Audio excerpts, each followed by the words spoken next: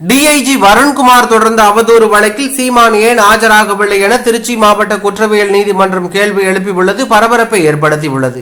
திருச்சி சரக டிஐஜி வருண்குமார் மற்றும் அவருடைய குடும்பத்தினர் குறித்தும் நாம் தமிழர் கட்சியினர் சமூக வலைதளங்களில் அவதூறான கருத்துக்களை பதிவு செய்தார்கள்.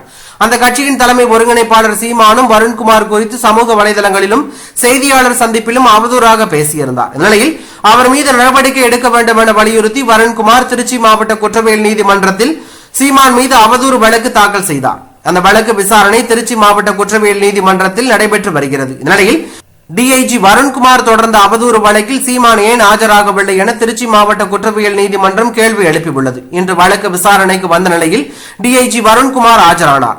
கடந்த முறை விசாரணையின் போது வழக்கில் முறையாக ஆஜராவேன் என கூறி சென்றீர்கள். அப்படி இருக்கும்போது இன்று ஏன் ஆஜராகவில்லை என சீமான் தரப்பு வழக்கறிஞரிடம் நீதிபதி கேள்வி எழுப்பினார். இந்நிலையில் விரைவில் அவரை பிடிக்க பிடிவாரண்ட் பிறப்பிக்க வாய்ப்புள்ளதாக தகவல் வெளியாகி பரபரப்பையும் அதிர்ச்சியும் ஏற்படுத்தியுள்ளது.